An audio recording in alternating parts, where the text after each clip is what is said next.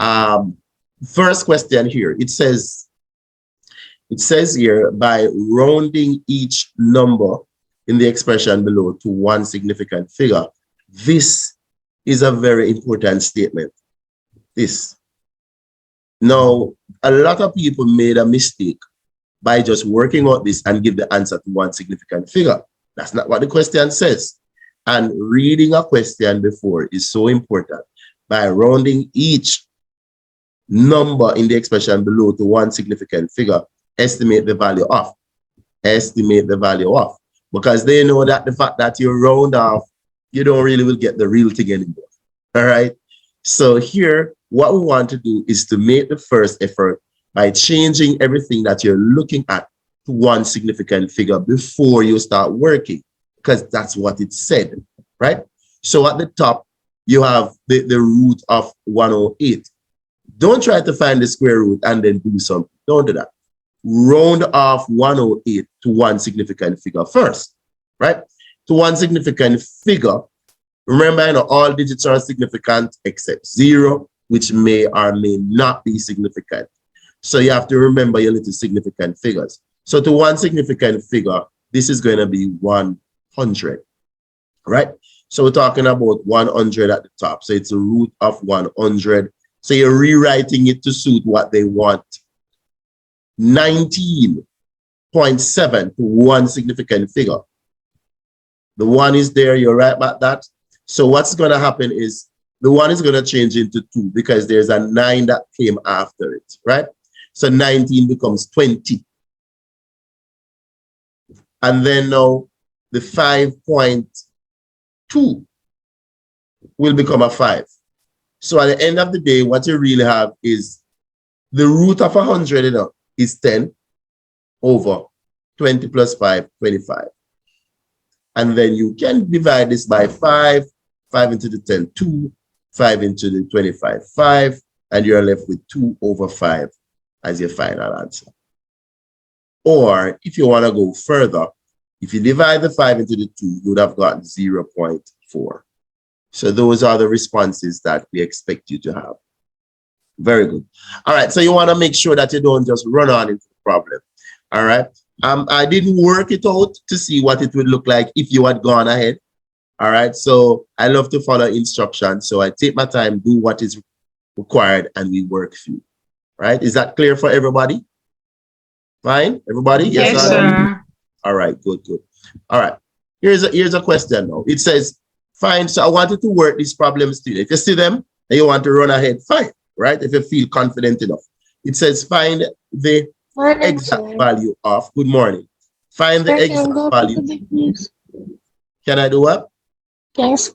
Go back on number 1 little bit, please.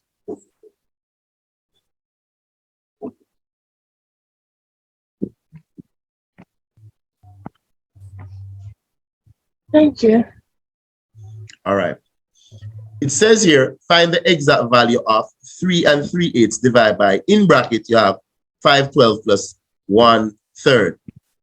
Basically, we all know that whenever you see the brackets, you're going to have to take them aside and find out what they are first. So we're going to find out what's going on in the bracket right about now.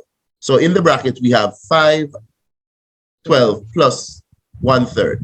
I remember, you know, when you're adding fractions with different denominators, and we're talking about having the different denominators here. Hold on.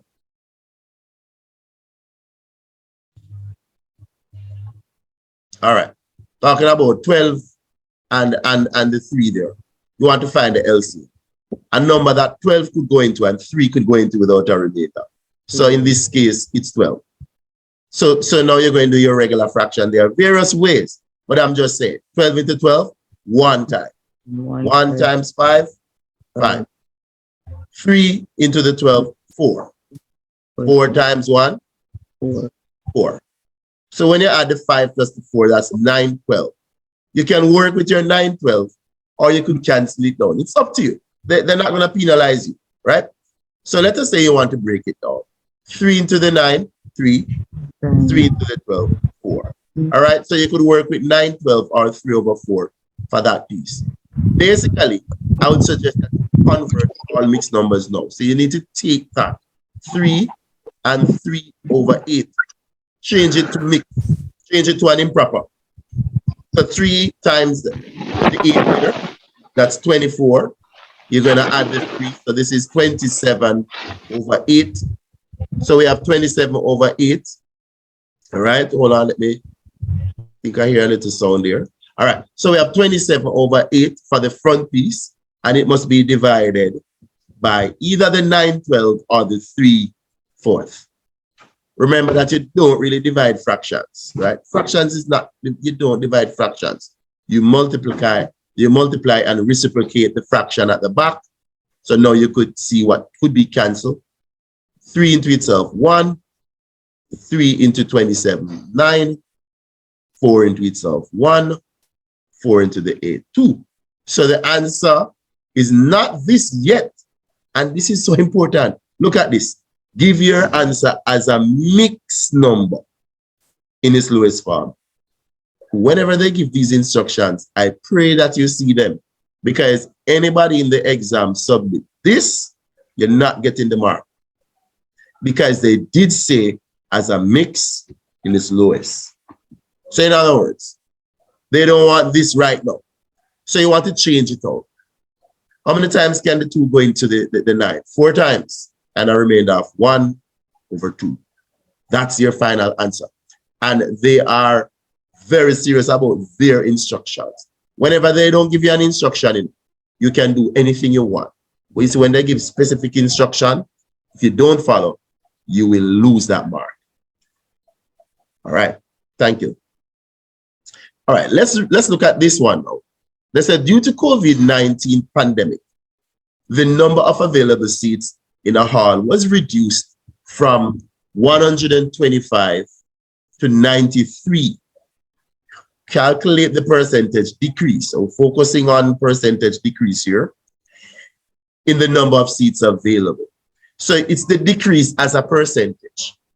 All right. So now the percentage decrease is an idea that says, so let me write that percentage decrease is an idea that says that you need to have your decrease. So whatever the decrease is, you want to have that over the original thing. And then you want to multiply it by 100. And this is when it turns into percentage. So it is the decrease over the original, not the new, original. Which means that the decrease would be the change that took place between the 195 and the 125 and the 93. That decrease over the 125. And then you want to multiply this by 100 over 1. So you need to take your time and you work out that. So depending on how you want to work it out, let us do the subtraction. I'm getting a 32 over 125. And then you just let the calculator take you out right now. 32 divided by 125.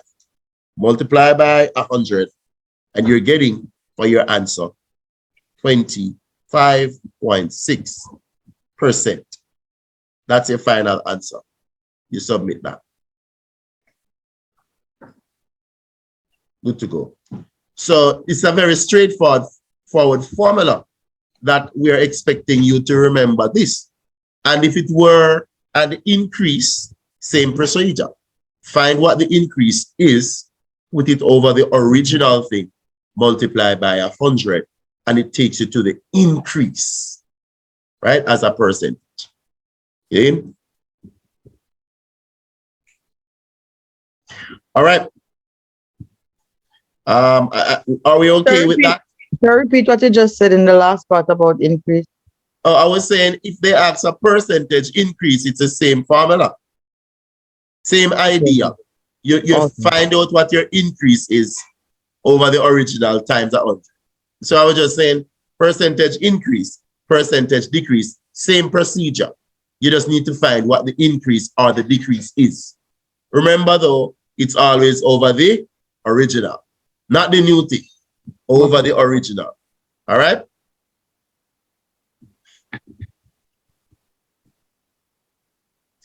All right. Scrolling up. All right, so we're looking at a question here. that says, before man movie class now. you're talking to me or what? Somebody saying something to me? No, sir, not you. All right. All right. So now let's read. This is Micah or Mika. I'm going to call him Mika. Mika invest a certain amount of money in a bank that pays compound interest at a rate of 2.5% per annum. At the end of 2 years, the value of her investment Sir, could is. you hold on a minute, please? I am not seeing that page. Hold on a minute. I'm not seeing that page. Not sure. It would have been your printing. It's there. Not seeing it either, sir. It's at the back. It have to do with your printing, but at the same, it's just a document. I don't know. Because I don't know. Maybe, I don't know. You find it? Not yet, sir. I see number 1C. Number 1 then C. You see it? I don't know why you wouldn't see it in there because it's a PDF. So, I mean, it can't really change. I don't know. You find it? Remember, I know when you went to print, it can be printed and dropped. Could be printed and left in the printer machine, but the document is the document. No, sir. I print mine at home, sir.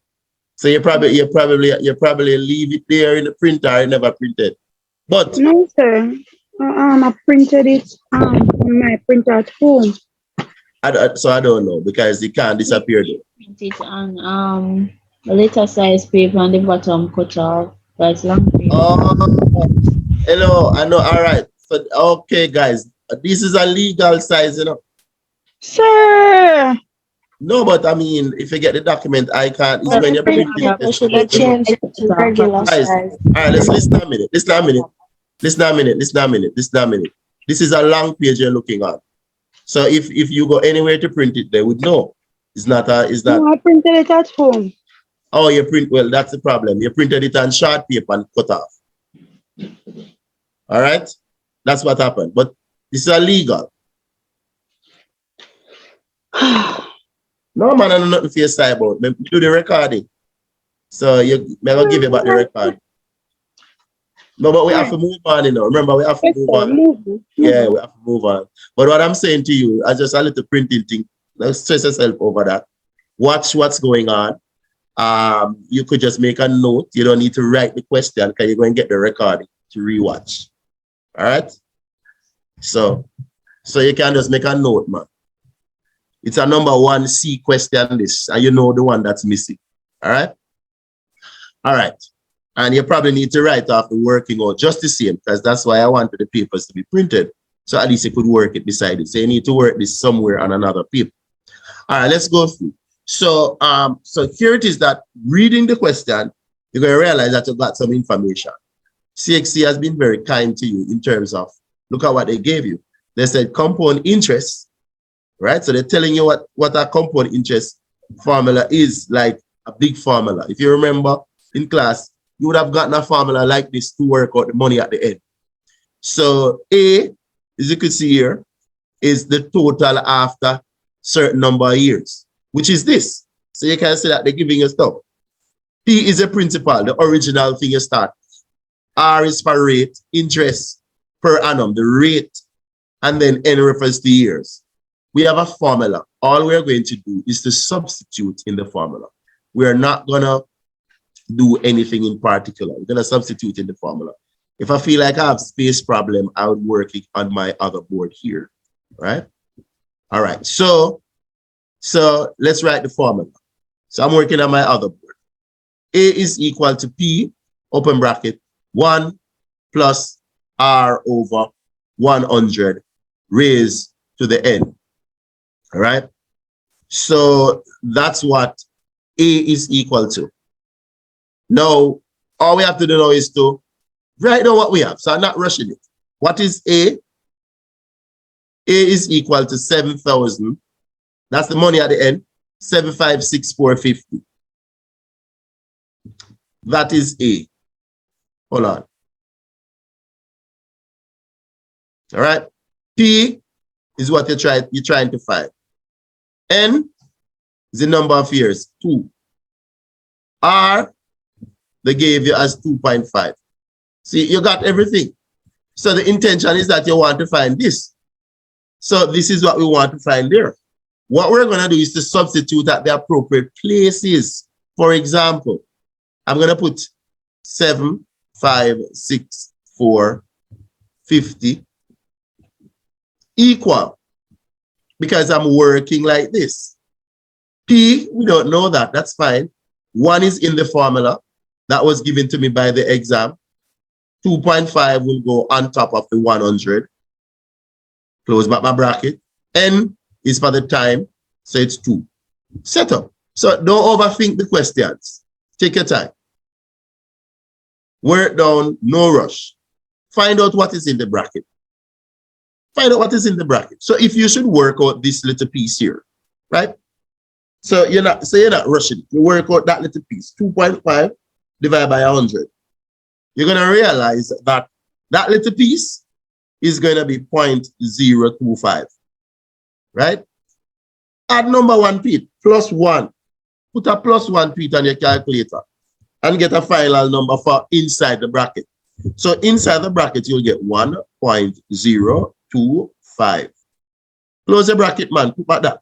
So what I'm suggesting is you work out in the bracket, no stress. So now you want to put all of this on your calculator. 1.0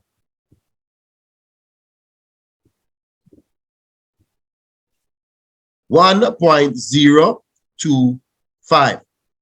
1.025 square. Right? So square that now. Square your 1.025 square. All right, square it. So then let me rewrite what you'll get when you square it. We're not rushing anything.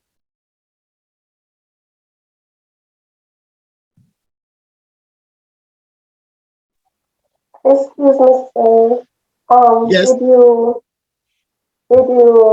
divide the 2.5 by the 100 and then square it? If I would divide the 2.5 by the 100, Then square it. I'm wondering how come I get the 0.025? yeah, man, we said it. I highlighted this. So I said we take that part. No, just find out what it is. So you divide it by 100 and you would have gotten this. And then now you add the 1, because there's a 1 in there. Yeah, all right, good. So you're okay now. All right, good. So it's like what I'm suggesting is don't rush off the thing. Just relax and take your time and work. Because it's not about speed. It's about making sure that you don't make any error, right?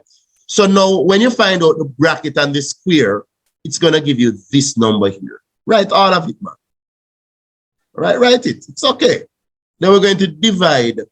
Because if you want P by itself, you need to divide this side by 1.05062.5. You have to balance the equation by dividing this by 1.05062.5. Do it so that the P is now alone. And that is going to be your answer. It's P we're looking for. Divide for me. 1.050625. And I'm getting 7,200 exactly for P, the principal. Confirmation. I need some confirmation from persons in the class. Yes, sir. Yes, sir. I'm getting the same thing. Sir, that's All right, right. good working. So what I'm suggesting is you don't want to go in the exam and get these and don't just get it, man. Come on, all right? So that's basically a number 1 time. Go ahead, speak. Could you go back, sir, 1 minute, please? There it is. Okay, sir. All right, appreciate it. Thank you. All right. Now, Yes, sir. Don't move it. Go back. Sir. all right there. All right. Talk to me now. Okay, sir. Not yet. Soon. All right.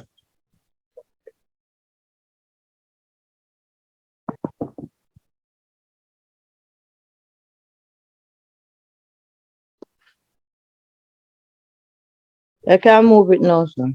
All right. All right, guys. So basically that was the 2023 number 1. All of that you just That's a 2023 number one fully. If you're managing that, you are kind of comfortable going in. Number ones look like that. But I have some other years number one coming after this. But here is a number two type of question. We're talking about simplification, algebra, and those stuff. They're coming at number two. All right. So this one now, it says simplify. And I hope you're seeing it as clearly as I am. It says x to the third, and then all of that is raised to the second. So I'm going to rewrite it. It is saying x to the third, and then all of that is raised to the second. There are two approaches for this, depending on how comfortable you are. If you are somebody who remember indices rules, there's a rule that says if you have, let us say, a raised to the x, and then all of that in a bracket raised to another power again, the final result is to multiply the powers. So you multiply the powers. Yeah. So that's one of the approach. So that means this could be equal to x raised to the third up there times a little 2 up there. And that would have given you x to the 6 is 1 mark. So that's one approach. But if you never wanted to do it like that, you could have done it the ordinary way. You could have said, what does the square mean? Well, we know that when you square something, it multiplies by itself. Therefore, x to the third could be multiplied by x to the third. And you would now say, oh, when you have the same base, you add their powers. See that? You're still going to end up with the same answer. So it's up to you to apply what aspect of the algebra journey you love or you appreciate more. All of you will end up at the same place. Please don't do two, just do one approach in the exam. All right, guys? So we could have gotten that 1 mark easily there. Whichever one you want to work, you're good. All right. Now, here we have another one here. Now, we're dividing. We have 8 raised, y raised to the 8, and you're dividing that by y raised to the negative. Negative 5. Bear in mind that when you, just as though when you multiply, you add, the reverse of it is when you divide, you subtract. And we're talking about you're subtracting powers, right? Now, the one that is at the front, go ahead. Answer 3. Speak again. The answer 3. Oh, you think the answer is 3? Well, it's not going to be 3. There's a little trick in it. 13. Yes, there's a little trick in it, Rihanna. So the negative sign there. So the negative sign is going to let the thing change on you. But I see what you're thinking. You have the rule down, but look out for the signs. All right. So in this case, you would have y to the 8. Because you're dividing, I'm going to change the color for that. Because you're dividing, it's going to be a minus. That's for the division. But there is a negative 5. That is the issue. So that little trick there, don't let them trick you in the exam. The minus is for the division, but there's a negative 5. So that is going to turn everything into a plus right here. So we're going to end up with y to the 8 plus 5, which is y to the 13. So Rihanna, you're on a good part, but look out for the negative signs, all right? Yes. All right. Going Leon, company. All right, so let's Sir, no, 1 second, please. all right.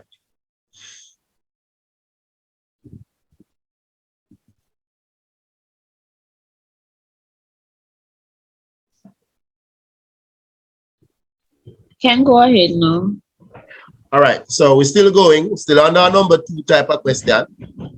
So it says factorize.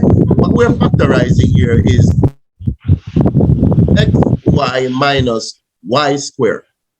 We're factorizing that. Xy minus y squared. All right. And you wanna run the different types of factorization through your brains as you go. First level of factorization is to think about the highest common factor. Do I have anything that would classify as the highest common factor right now? What is common? And you're saying that y is common. So what you want to do is to isolate that common factor, open a bracket. And then you're going to divide that highest common factor in the terms. For example, xy, you divide that by y. You can see the y cancel, leaving the x. The y square, if you divide that by y, you could see that one of the y will cancel one, leaving just y. So we have this, and you close. And all of these are 1 mark questions you could see. So y, open bracket, x minus y is the answer for that. And a lot of times when you do these, you want to quickly, you could double check in your brain, because if you do the quick distribution, you will see you'll get back the answer. So for 1 mark, that's what they're expecting you to do. Following on this, we have x squared minus y squared. So as long as you're revising, then you're going to say, oh, this is the difference of 2 squared. Whenever you're doing the difference of 2 squares, all you want to do is just to open 2 brackets, because you're going to put the square root of the terms. The square root of the terms. What is the square root of x squared? X. What is the square root of y squared? Y. And you replace the same things in the bracket. You can put a plus and a minus, or you want to put a minus, then a plus. It doesn't matter. The same answer, right? So you set up that and you're good. This should be a 1 mark question as well, all right? So you're seeing there memorizing. So you see the need for revision. Revision is necessary. Bring back down the page a little, sir, please. Which one? What you're writing? This one, sir. Oh, what device you're on? Is that current?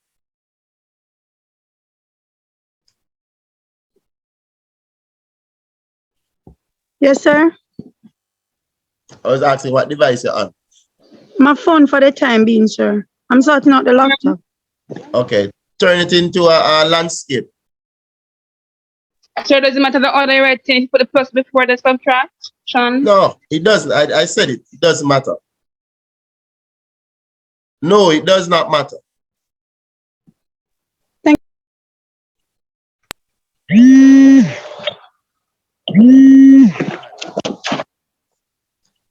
Mute your mics, guys, until you're ready to make a comment. Mute your mics until you're ready to make a comment. All right. Now, let's look at this. This is a follow-up in it. It's the same question. So it says, hence. This word has a meaning. Now, if they said hence or otherwise, then you can do anything you want. But if they just said hence alone, they are suggesting that the answers you just retrieved, you have to use them. Hence would have meant that simplify. So they are saying, if you look at these 2 expressions, they are the ones that we just did. So in other words, then, we are going to, let me rewrite this bigger. So we have xy minus y squared over x squared minus y squared. We just did these. So when they said hence simplify, hence, we suggest that go back for the answers you got for these. So for this one, we actually had y Sir, open bracket. it is not x squared. That, oh, yes, square. Okay. Yeah, man. So I'm saying my thing here is this word I'm focusing on it. Hence. They said hence simplify. I am saying to you, when they use the word hence, they are saying that the answers you just got, go for them. That's what hence means. All right. Sometimes they may say hence or otherwise. When you see or otherwise, you can do anything you want.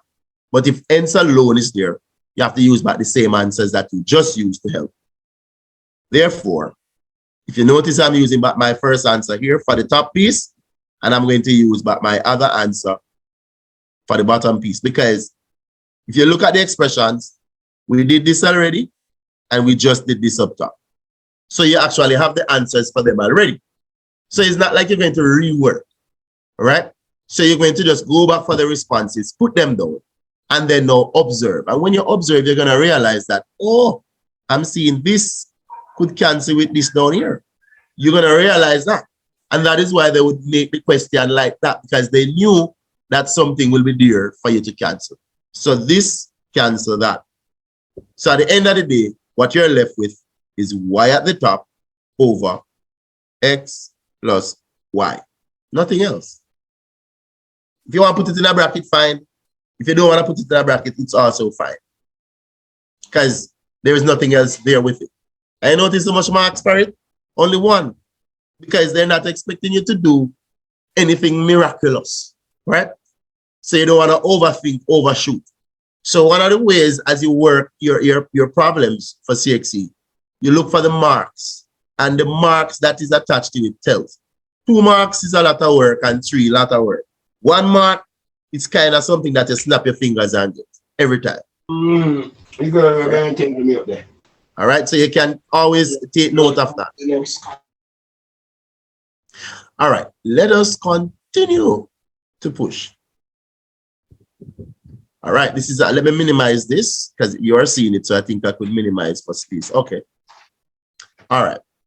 All right, I might have to, oh, space is here. All right, we have space there. All right, so here is this question, and it says, the diagram below shows 2 rectangles, M and N, with their dimensions expressed in terms of X. One thing about the exam, they're not hiding anything from it. So they're telling you that, hey, the dimension is expressed as X. Hold on, guys. Hold on, guys. Give me 1 second. Let me respond to a call, all right? Please.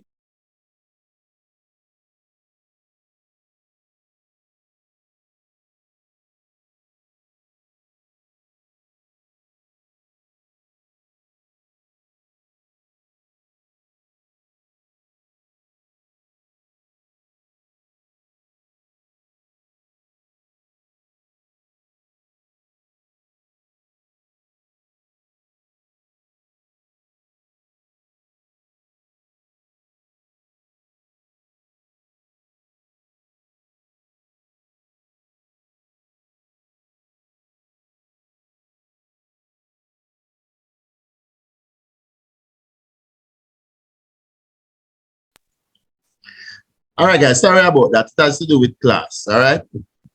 Sometimes people are locked out of class and stuff like that. So just give me 1 second. Let me just fix something here.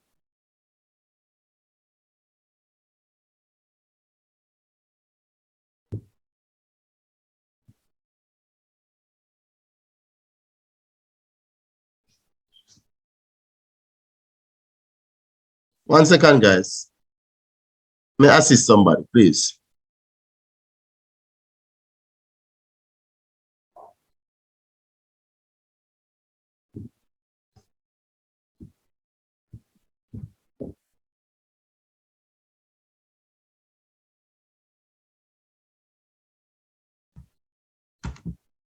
All right. So there it is, there it is, there it is. I am back. Sorry about that. So I was suggesting that they told you that the dimensions is in X. It's okay. No biggie. All right. Now, what you're going to do now is to read to see what it is they want you to do. All right. So when you're reading here, we realize that they're saying, given that the difference between the areas of the 2 rectangles is 64. So this is very crucial, right? Show that x squared minus 2x minus 35 is 0. So they are saying that, listen, given that the difference between the areas, no, this is where the working is. And when I said working, I'm not saying difficulty. All I'm saying is you need to understand what difference means. It means that you're going to subtract. But at the same time, you also need to understand that they're talking about the areas of the figure. These are rectangular figures. So the area of this is length times width. And the area of this one is also length times width. It comes at number 2 in the algebra section of your paper. Obviously, they want to see if you can do your expansion, but they're doing it in a creative way. So I'm going to try to do it here. So we're going to work out the rectangle M. We're going to work out the rectangle N. So let me say this is rectangle M, and we're going to work out the area for it. The area for it is the length times the width. So here, I'm just saying, here is the length. It's a binomial, so I'm going to put it in a bracket times the width. See that? So I'm working out the area for rectangle M. No big thing. Apply yourself to it, right? So let me push the screen up a little bit, just for the working. So you see the length times the width. Let's find out what it is. Now it's up to you depending on how you work I'm going to do it I would say, the simplest way possible. But if you can do other creative things to find your answer, fine. I'm working it for the person who understands the least right now.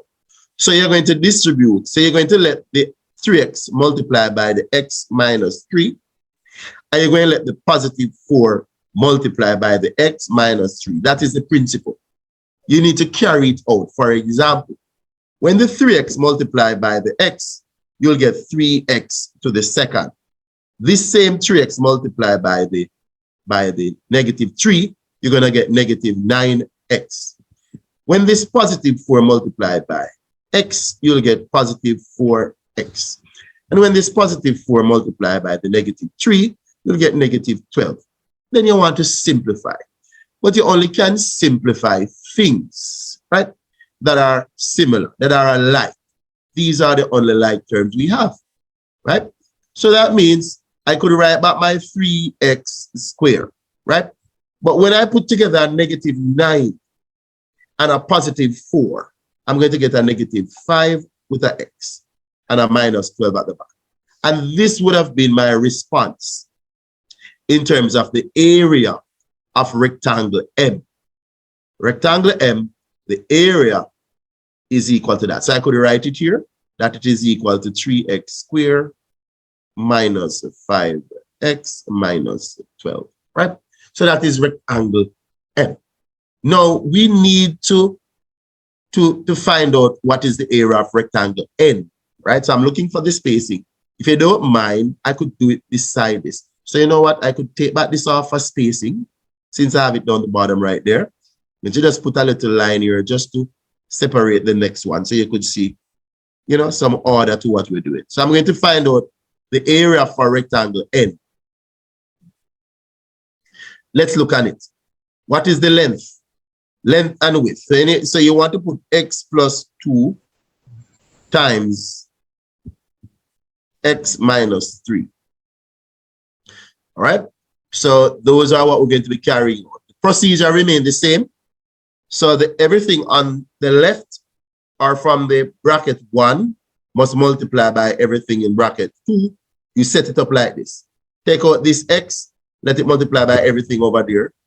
Take out the plus 2, let it multiply by everything over there as well. Then you carry out your, what we call our distributive law. When x multiplied by x, you're going to get x squared. When x multiplied by negative 3, you'll get negative 3x. When 2 multiplied by x, you'll get positive 2x. And when 2 multiplied by negative 3, you'll get negative 6. At this time, you want to stop and say, what do I have in common? Let's take a look, right? What we have in common is negative 3x and positive 2x. Those are common terms, right? So here is what's going on now.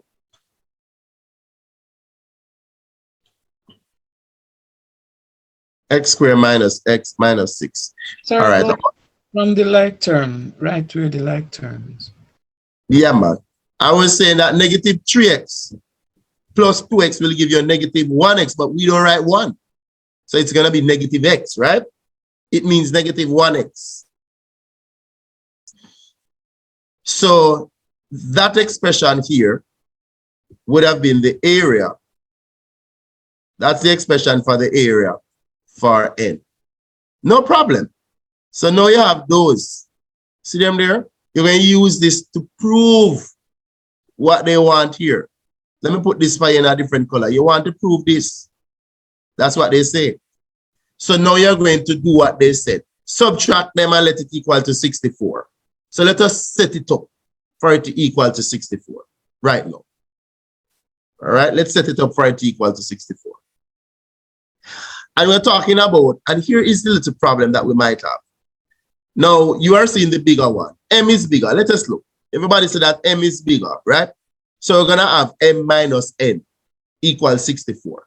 So based on what they're saying, you want to put the area of M minus the area of N, and it should give you 64. Principle. Area.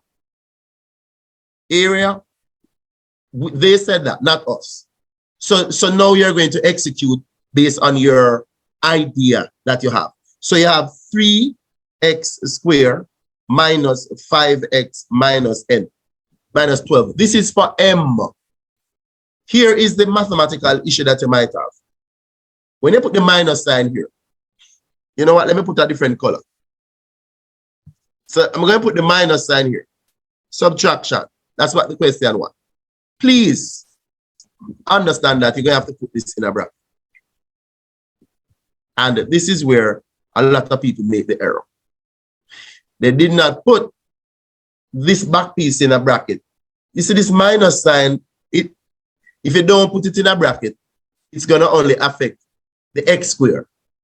But it's not just to affect the x square, it's to affect everything behind it. So be careful, right? So what we want to do, as you can see, let us simplify this one. Let's simplify. Let's simplify, man. Let's relax. Write back this. EJ, remember to let me know when you come back. Write back the front piece. You see this negative sign?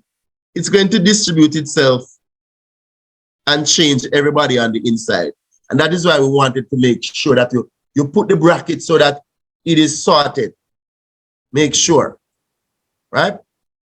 Make sure. So now, what you're going to have is a minus x squared, and then the minus x becomes positive x. The minus 6 becomes positive 6. Yes, man. And then that's equal to 64. Simplify on the left side. So on the left side, you want to bring the terms that are alike. So if you want me to do it, I could highlight them. What I could do, I could highlight them with a different mark. Like this is like this. I'm going to change the colors. This is like this one. Watch the color code. This is like this one. And naturally, it's going to be like this one when it come across. So I'm color coding the idea. So everything is going to be on the left side now, but I'm going to group the things that are alike. So there it is. I would have touched them for you to see what's going on. I could write them, not rushing the working note. Come back. Minus x squared minus 5x plus x minus 12 plus 6. And I'm going to say to the class that you would agree to me that this is going to come across. And when it come over, it's not going to be a positive anymore. It's going to be a minus 64. And then you're going to be left with 0. Because everything is gone on the other side. Just let me know if everybody's okay with that step. Just this step. I just want some confirmation. Yes, sir. Confirmation for step. Thank you for that. I'm going to switch back now. My internet coming back from my phone to the... Sir? Yes, I'm listening. Speak. My internet went away. You said I realized 3x squared minus 5x minus 12. Why is there a minus sign there? I just want to know. All right, good going. It's the instruction that we got. Right. The instruction says, given that the difference, this is minus. Good to go? Yes. Given that the difference between the area of the two is 64. So we're acting on that instruction. So we found the area of the two rectangles in terms of x. Length times width just the same, but basically they're testing to see how well you can multiply binomials. And then not feeling uncomfortable. So you multiply to get your response. They want you to subtract n from n and let it equal to 64. Just to prove this point. See what's going on? Yes, sir. So this is where we are now. So we subtract and we bring in everything together, like terms. So I color code the like terms after we clear up everything so that you can see who go with what and what's happening next. So now we have 2x squared negative 4x, and they put all of this together, the negative 12 plus 6 and the negative 64, you're going to get negative 70, and that is equal to 0. Please bear in mind what you're trying to prove. So let me write what they want you to prove, and then come back. I'm going to put it closer. Divide by 2. Very good. That's all right, Leah. Excellent. Yes, that's what we're going to do. They want us to prove this. They want us to prove this. So let me go back up now. Just bring in the thing that we want to prove closer. There it is. So they want us to take the idea that we have and show that it can equal to that. So when you observe, it's when they ask you to do that. They are not telling you that when you do it, you're going to see the answer same time.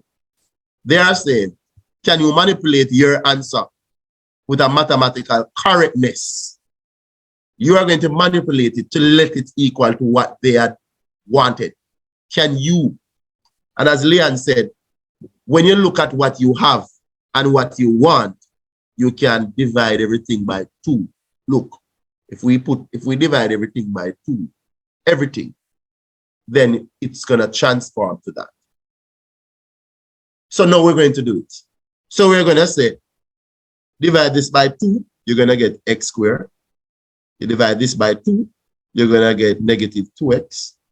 Divide this by 2, you're going to get negative 35. You divide 0 by 2, you're still getting 0. Hence, the proof, true or false. Good to go? Number 2, this is a number 2. And why are they doing this? They want to know if you can multiply binomial and at the same time apply your regular, what is the area of a rectangle. So they are suggesting that you should be finished with this syllabus. So it shouldn't be a problem to just mingle all the different ideas in a different kind of way to come up with something. And this is how the exam is. Take it off.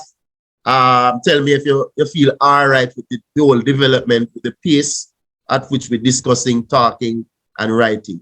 Are we okay, guys? All right? Yes, sir. It's nothing the way them set the thing. Yeah, but I mean, I saw them set it every year, The thing is, I think this one came this year, Come to think about it. I think this one came 2023. So what you are actually seeing is how it is that it is. But is there any skill here that you don't know? You're going to have to say, no, I do all of these all the time. So understand that they're not going to set a plain thing for you to do. They're testing for reasoning and understanding. Are you able to apply your skills? Application of your skill. Read it, do it, and feel confident enough. Now, why are you in a marathon? You can't turn it off now. What happened? You're in the marathon class. Yeah. The person. Because you want to see ideas, Michelle. So in other words, if you go in there and they give you something to say, show, you should already say, okay, I might not see the exact thing, but I should be able to manipulate it when I'm done to get the thing. That is the idea that you want to take away from the question. When you're done, you may not see what they want yet, but if you observe the two things carefully, you can either multiply or divide, or it's going to end up here. Because they wouldn't ask you if you can't. Yes, sir. All right. All right, let's go now. All right, so it's a transformation. So this is a number 3 question. So if you want to know, what we just did is a typical number 2. So this is a typical number 3 here. All right, I minimize this screen just for us to see everything at once. If I go, all right, see there. All right, so let us see what's going on. I might have to take a copy of this and bring it to the next screen when I'm ready, but I'll do that when I'm ready. All right, so this says here. Go ahead. Speak. First question before, sir, why you divide by 2? You divide by 2 because, all right, good question. Let me write back what you have. Guys, give me a minute. Let me explain this to Castle. All right. It says here, when you were done, let me change the color of the marker because we're in. Let me see if I could find a different color. One that is different. All right, this screen. All right. When you were finished, we end up getting 2x squared minus 4x minus 70 equals 0. But remember now, the aim of the question was that you were supposed to take whatever we had, which is all of this over here. We're supposed to take it and show that it is this. Show that it is equal to this. But when you took it and you did everything possible and you finished, this is what you end up with here. So when you end up with this here in a Castle, you can't walk away because it's not showing this yet. Is it? Is it showing this yet, Castle? No, sir. So you will now compare your response and theirs, and you're going to say to yourself, self, what can I do to what I have now for it to look like theirs? So you observe all of the terms. So when Leon looked at it, Leon was saying, but if I divide everything in mine by 2, I'll get theirs. You do it. It's a proof you're doing, you know. So there's no, if you're thinking that there is a formula or something, no. It's about you observing now at the end. And another question will not be dividing by 2. I don't know what it's going to be, but something will be there. That's all I can say. So you're going to observe and you will see, oh, okay, divide this by 2, divide this by 2, divide this by 2, and I'm getting their thing. It's okay. So it's an observation, it's a self-observation. Okay? Yeah. Yes, sir. All right. So what I was saying, yes. Sorry, you can also look back at the maths, sir, and see that it's up there. And if you don't have it, then you need to figure out how to get it. Exactly. At the top, show that x2 minus 2x minus 35 equals 0. If you don't see it, then you have to figure out how to get it. That's all. Figure out. You just have to figure out how you are going to get it. And there are various, I don't know what to say more than look and observe, and you will find something, because they will not ask the question if there is nothing. There is no trick in it, you know. So it's not like there is a trick question. It's, oh, we're trying to trick you. There is no trick. EJ, me not find our Wi-Fi. I know, but me still up on my phone, but it work still. All right. We not find the Wi-Fi pop. I mean, I want to trouble it in the class right now. Still not see it. Anyways. All right, let's go. It says the following diagram shows 3 quadrilateral, P, Q, and R on a grid. Please read instructions. Let me change back the marker to the regular. Now it says Q and R are images. Q and R are images, you know, not P, you know. Q and R. So what they're saying is, listen, this is an image. This is an image. All right? And P will be the object, sir, to the original one. Yeah, P is the original one, because they told you. It is the image of P. Of P. After it underwent 2 different transformations. So it's like you have your P and you do something to it and it turns into R. You have your P, you do another thing to it and it turns into Q. That's what they're saying. So 2 different things happen. It's like when we were in class and I took one object and I said, let us reflect it in the x-axis, and you see it go over there. So, and then we said, let us do this in the y-axis, and you see it happen over there. So this is a similar thing. All right. Now, 2 different things happen. So let us see what happens, what the questions are saying.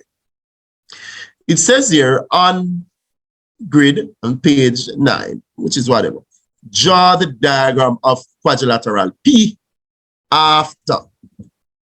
So you're going to draw, so they're giving you work to do, you know. Draw the image of quadrilateral P, so they're sending you to do something after a translation by the vector 10, -4. You're going to do this now, you know, 10, -4. So allow me to bring this to my other board, please. And let us do it. Somebody said something in the chat. Quickly turn off your Wi-Fi and the laptop, then turn it on, sir. I'm afraid to do it because I don't want to lose anything. I don't want to lose anything in the class, but you're probably right. I just don't want to lose anybody right now. But my data good feed time. It normally run the class, but people don't normally know, you know, when we have internet problem. Flow, it look like flow data work good.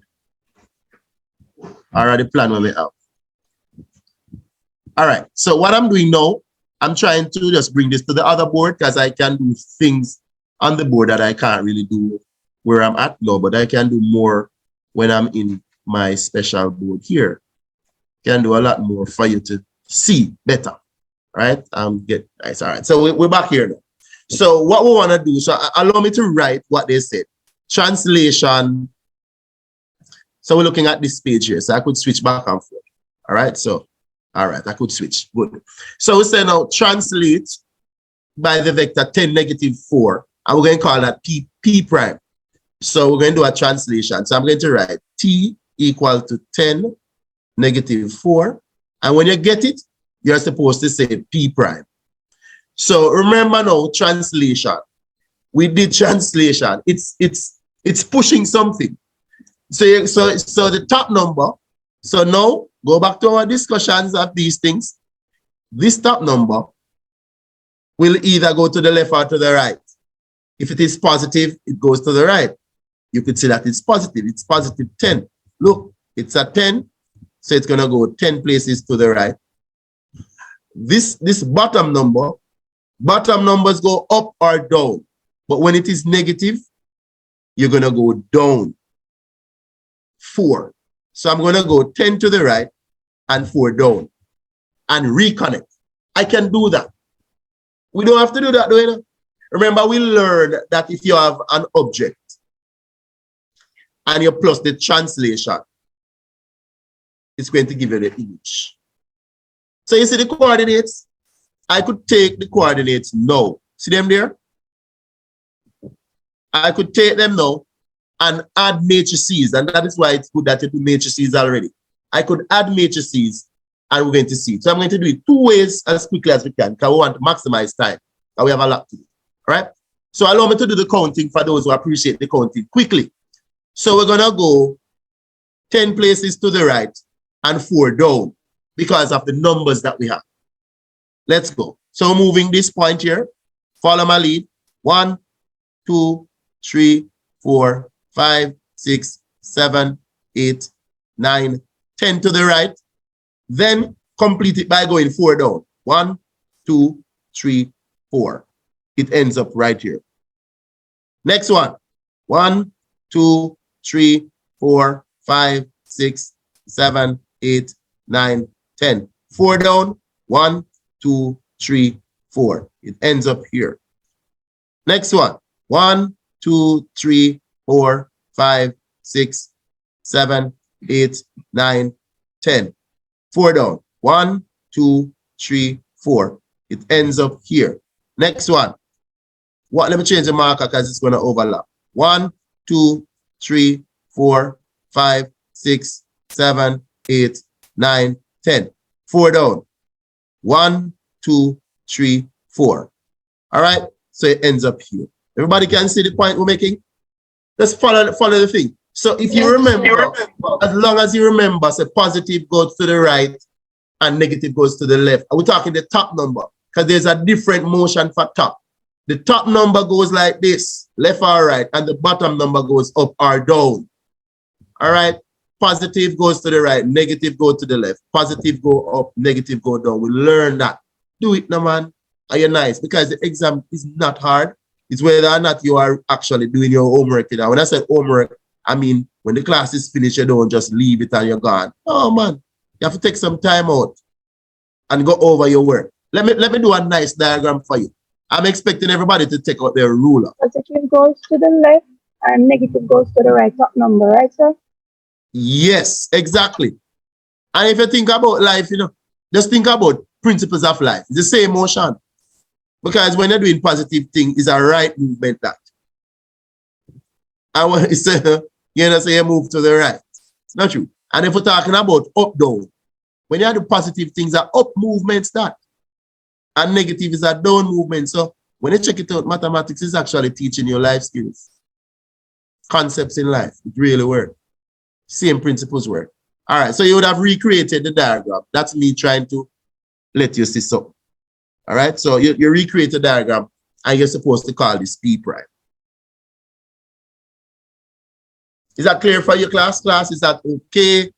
For those who never knew the movement, there you have to clean this up because we're going to do something else on it. So you could see the movements, guys. Go ahead. So when I begin so that I can. All right. You want me to repeat the motion? But yeah, basically. All right. Good. So I'm going to pick on 1 point, right? Now understand that when you're doing a translation, you're going to pick on the vertices to move them. So even though it's a 4-sided figure, you're only going to be moving these key points. And when you move them, you're going to see back the shape and you use a ruler to drive. So I'm going to pick on one. So I'm saying that, imagine that you're going to move this one. You're going to have to know the motions of a translation. The top number and there's a bottom number. You have to understand what the top number means. The top number can only go to the right or go to the left. And you have to move the top number first. So when the top number is positive, all positive motion move to the right. But if it were negative, you'd have moved to the left. But it's not negative, it's positive. So that means we're going to go to the right first. We're going to go this way for all the points. To complete the motion, you have to apply the bottom one to it. When the bottom number is negative, it means you're going to go down after you move the top. So you move the top first and then you move the bottom number. So we're talking about moving this point here 10 places to the right. Watch. 1, 2, 3, 4, 5, 6, 7, 8, 9, 10. The motion is not done. There is a -4. Oh, I need to come down 4 places to complete the motion. 1, 2, 3, 4. Look at the 2 points. You see that they correspond? The pointed top part with the pointed top part. So that is how you would have moved all of them. And it's like you shifted the thing to that place. Tell me if that's better for you. Yeah. So you move all of them. You move all of them, Brianna. All of them. And then you reconnect the shape. All right, guys? You want me to show you now just one other way or you could do your translation, right? I'm trying to maximize time as well. So watch this.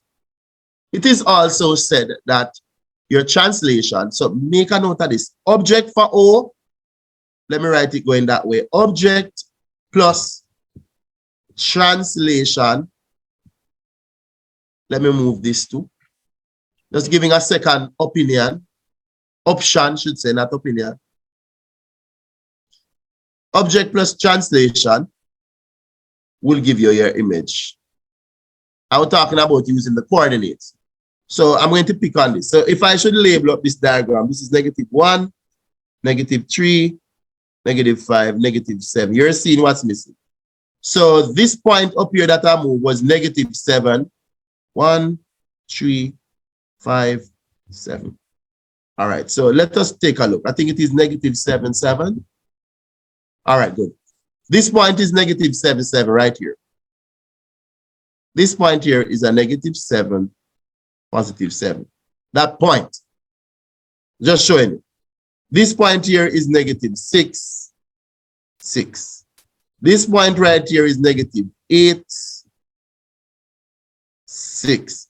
And this one at the bottom here is -7, 4. See there?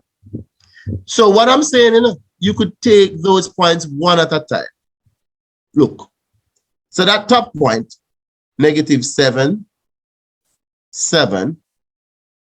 If you want to add your vector to it, your translation, you have to turn it like that to match to the addition work. So I'm turning it like that because I want to be able to the addition to work. So you would have gotten 3, 3. So this is suggesting that this first point here, without doing the counting, I could add the translation and I am looking for the result at 3, 3. Looking for the 3, 3 this. Look, 1, 3, 3. You understand what I said? You could do it that way too. You could do all 4 points and just find your coordinates and connect. You don't have to do the counting. You don't have to do the counting as long as you have object. We're saying you can do addition. Addition. This is points. Yeah, man, it's add, you add. -7 plus 10 is +3. Remember, it's matrices you're adding. So top add with top. Bottom add with bottom. Straight. It's like it's a straight thing. Let us say you're taking the, let me just do one more. Say you're taking this at the side, -6, 6. -6 with a 6. add that to 10, negative 4. Look, negative 6 plus 10, positive 4. Positive 6 minus, is a plus and negative, this becomes positive 2. This point is going to be at 4, 2. Look for yourself. Isn't this 4, 2 right here? 4 meets 2 right there. See there? I'm just saying. See the 4 here? See the 2 here? See where they meet there? But I'm just saying, you have more than one option in the exam. Do the one you like. You get the point I'm making? I'm not telling you to do both. I'm just showing you that what if you don't like the counting? There's going to be another option. Take the one that suits you best. All right, Karen? All right. All right. Yes, sir. Thank you.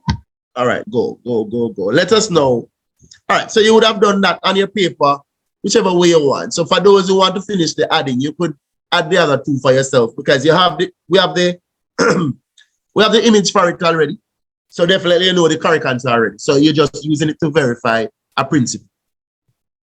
All right, let us now take a quick look on the next part of the question.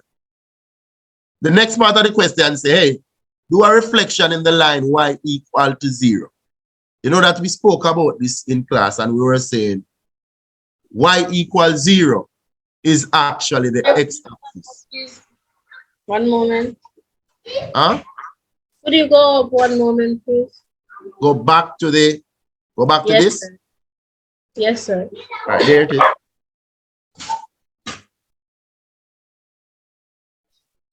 That's it, sir. Thank you. All right.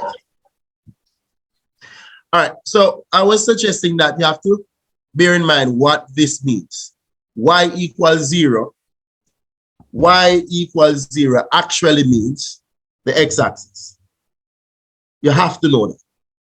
All right? So it's up to you.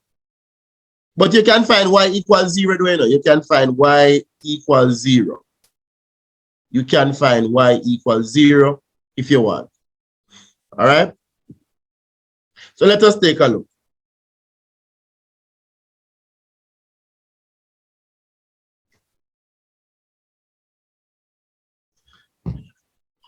Let's look now. Back to this. Oh, not that. This. Oh, allow me to clean this up. Let me take off all of these markings so everything looks fresh again. Right?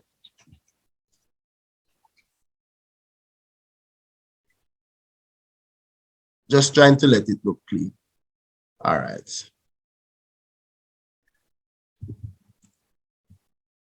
All right. So I could put on back the axis, like the 3 and the -1 and the -3. We might use them.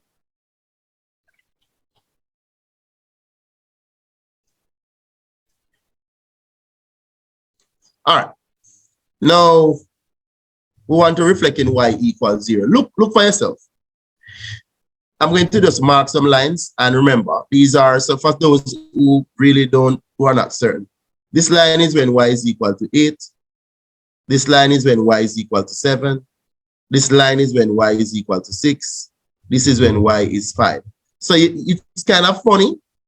The values on the y-axis, the true value for the y-axis, they run like the x-axis. So by the time you reach when y is 0, it becomes the x-axis. That's what I was saying. Y equals 0 is the x-axis. So technically they are saying to you, because they know that if they say reflect in the x-axis, nobody now gonna make a mistake. But if they said reflect in y equals 0, a lot of people will not know that it is the x-axis they are saying and will not do it. Y equals 0 is the x-axis reflection. So remember, we learn how to reflect in x-axis. I hope I never pinch off too much. Let me look if I pinch off the graph too much. 1, 2, 3. Yeah. I think I pinch off too much from the original to show you here. Let me go back for it. I'm going to have to give me a minute. Let me get this one the right size so that we're able to see everything. I don't want to leave up. All right, let me take this, please. And I'm going to put you on screen. So you're going to see my face. Ignore it. All right. Ignore that. I'm not going to crop it now. I can't bother. All right. I just want you to see what's going to happen right about now. Right here. Good. All right. So I can put my face over my face right there. All right. Let's go. So this is the line that I'm referring to. That's the line. So what we want to do now is to reflect it in that line. Remember, our reflection is a mirror. So you're going to count to the x-axis, and then the same units you get on the top is going to fall the same units beneath. For example, check this. This point is 1, 2, 3, 4 units on top. If this is a mirror, of which it is the mirror line. So it's going to fall 1, 2, 3, 4 behind. This point, count 1, 2, 3, 4, 5, 6. It's going to fall 6 underneath it. 1, 2, 3, 4, 5, 6. It's falling right here. This point, 1, 2, 3, 4, 5, 6 is a reflection, you know. It's going to fall 1, 2, 3, 4, 5, 6. It's going to land here. The next one, let me minimize this. So the next one, let me change the color. 1, 2, 3, 4, 5, 6, 7. It's going to fall 7 below it. 1, 2, 3, 4, 5, 6, 7. And you could see right there. So all you have to do now is to reconnect the shape with your ruler. So I'm just going to do it quickly here with my little so-called lines. Do it already, Jay?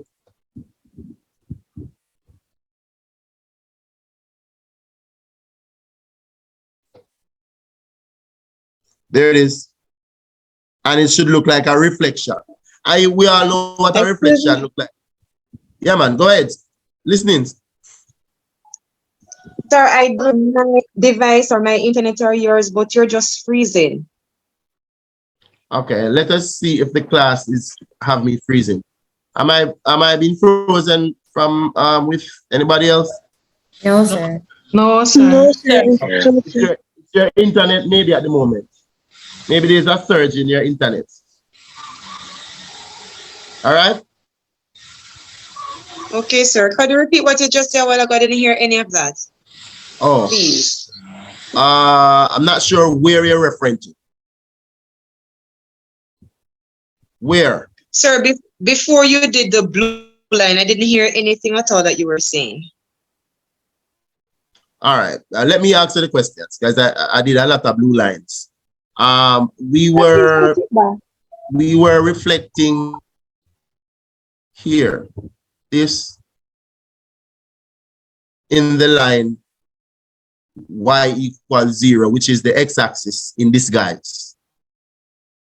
We were doing that. So this is the x-axis, but they never told you it was the x-axis. You were told it's the line y equals 0. So you were reflecting in it. So we just got this as the reflection. We got that as the reflection. So you could see that it was reflected. How we got it, you can use a quick counting system. There is a principle that, like what you know already, if you stand in the mirror, the further you are standing from the mirror is that same distance you fall in the mirror. When you look, you see it. And if you walk up closer to the mirror, it's like the image is coming closer. So we're utilizing that idea to find where the image will be. For example, if I pick on this point here, I hope this is where you were talking. So if I count how far it is from the mirror, which is the blue line, it's 1, 2, 3, 4 units on top of the blue line. So it means that if it is a reflection, it's going to fall 4 units underneath the blue line. So watch this. 1, 2, 3, 4. So those 2 points, you could see where this point here is going to end up here. And we did it for the 4 points, same principle. So when we count this one, 1, 2, 3, 4, 5, 6. We knew it's going to fall 6 underneath as well. 1, 2, 3, 4, 5, 6. So it ended up here. This one here ended up here. Same counting. And this one here ended up here. And you draw back your shape and you see the reflection. Okay, thank you, sir. All right, so that's what was explained while your thing was going. Okay. All right. I think they asked us to label it something as well. Like when you're doing the questions, label it P double prime. Let me do it because I don't want you to take it for granted. You're not supposed to shade up the thing unnecessarily. So I'll take out that. They had asked us to put this in it. You put it in there. Anything they say, do it. Put that in there.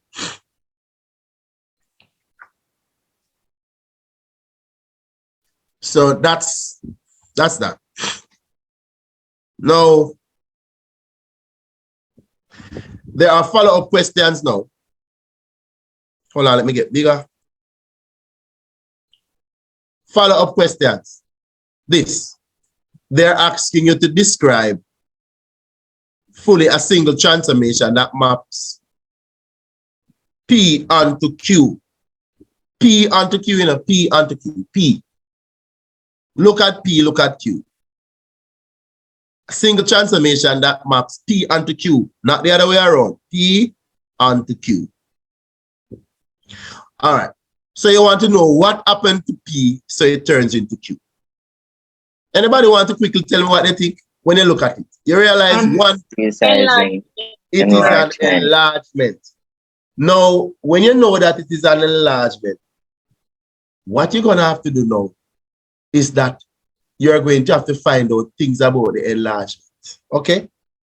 So what it is you learn, that if you're going to describe, you can't just say enlargement and go on, you know.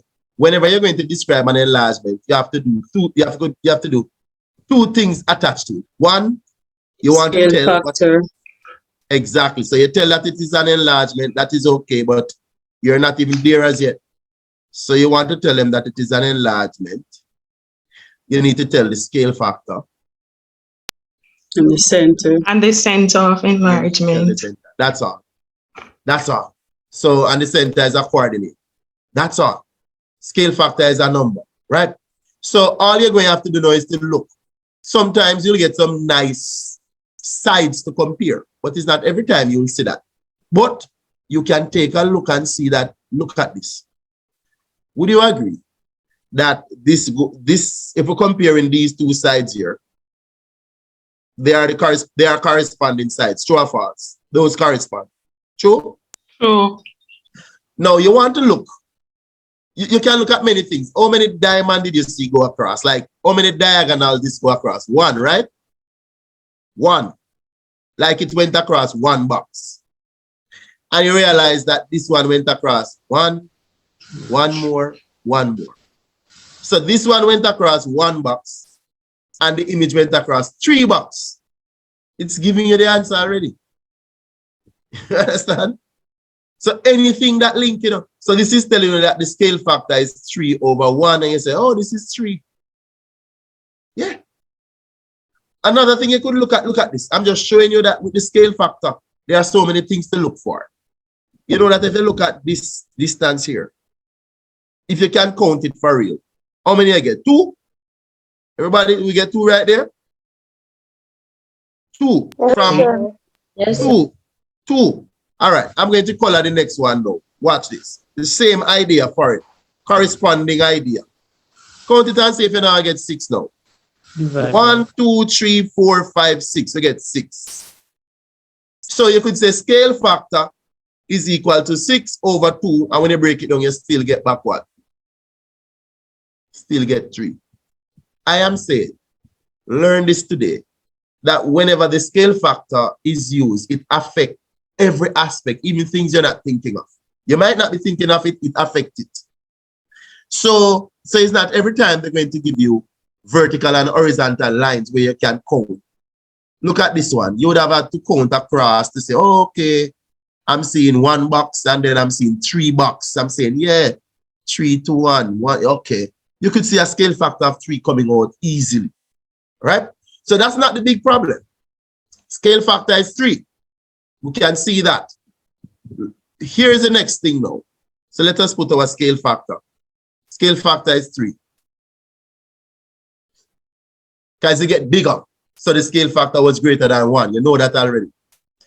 To find the center of any enlargement, let's go to the other diagram to find it. It's nicer to find it on my board. Now, to find the center of the enlargement, all right, guys, I think there's another one there. Allow me to take off. Take off that. All right, give me a second. Let me take this.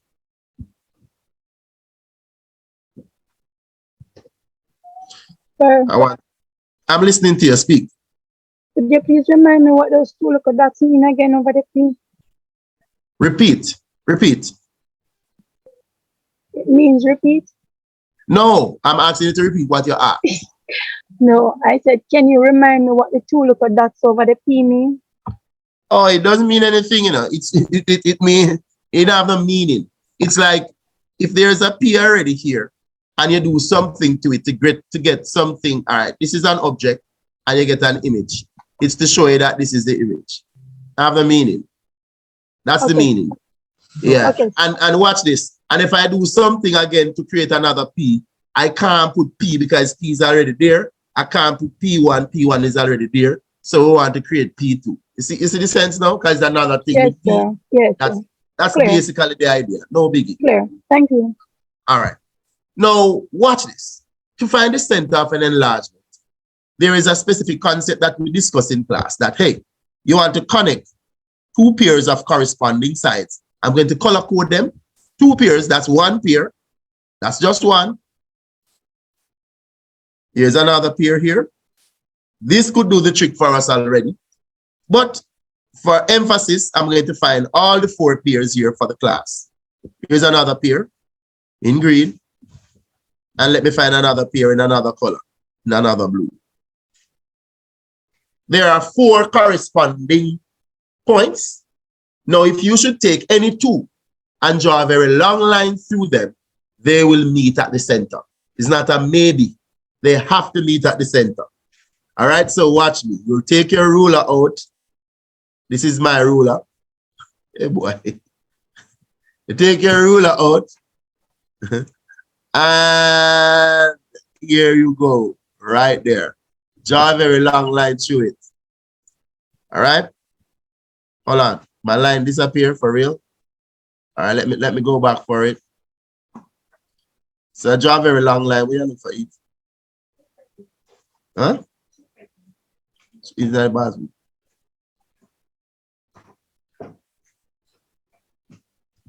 Let me change the color. Maybe a blue. See there? All right. So that's one line. So let's connect another corresponding. You know, the idea is corresponding is that anything corresponding. Watch this.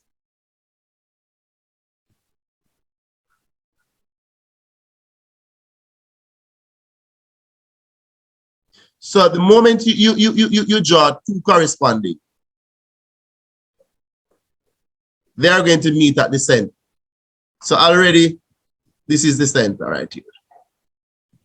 Now, I could just finish off the rest for you. It's 2 you need to do, but just for emphasis. Of which I don't really do in the exam, because I would have time issue. I've gone to another question. Corresponding.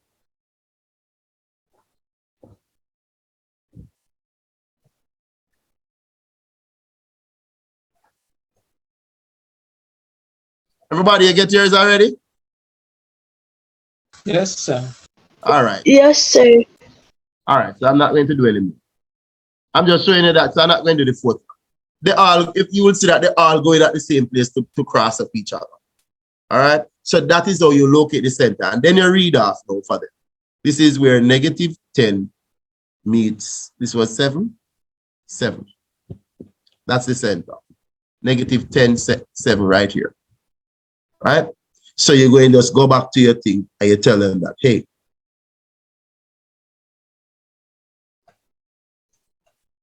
No, it's not difficult. It's just whether or not you are aware. It's about 3 marks. It's 3 marks to do this.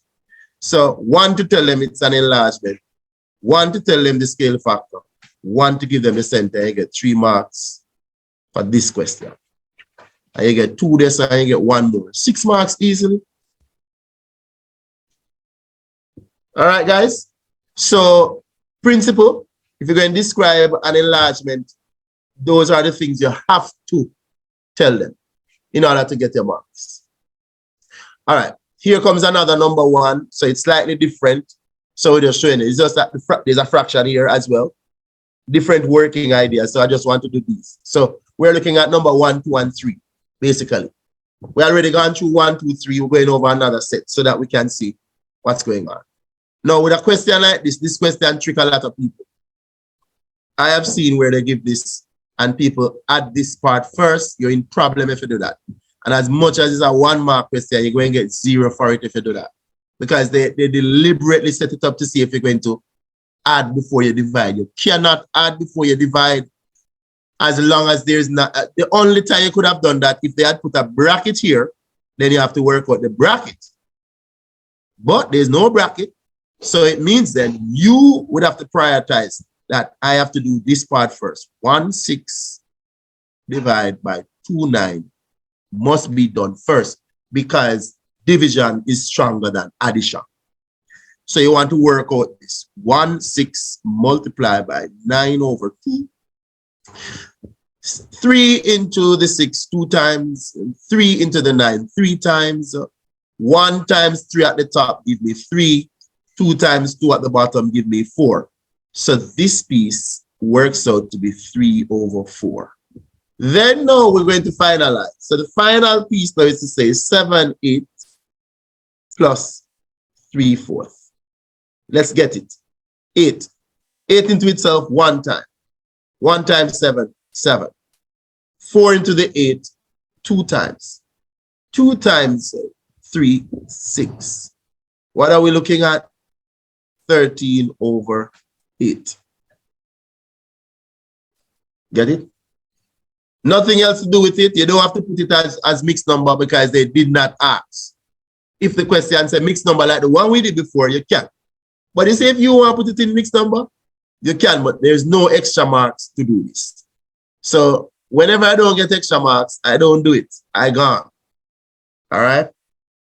So there it is. You could have done that. Be careful though, and that's why I made sure that I put this one on it. Because a lot of people would have added, then divided. Cannot. Division is strong. Now, this other one here is calculator. I've seen where students think that CXC wants to see how good you are. No, calculator. So I would say you could do one step, right back that on your calculator. They want to know that you know how to use the calculator. So 0.4 raised to the 3rd power. Put it on your calculator. I think you're going to get 0.064, I think. Put it on your calculator. 0.4 raised to the 3rd power. Make sure that you know how to raise that. So you're going to get this. All right? So, 125. and then now, 8 divided by that on your calculator. Yes? Hold on. I realize that I have it already. So 8 divided by that number is the final answer. 125 is the answer. But I'm saying that they want to know that you are able to manipulate your calculator. All right? So for those who you must know how to get these up there. Every calculator is different. Get used to your calculator. So it's not like I can tell you what to do here. The symbol is on your calculator, and it's not the same for all calculators. So be careful. Same principle here. It's calculator they want to know if you can use. So the first thing you want to do is to work out. Please, quickly. Sorry.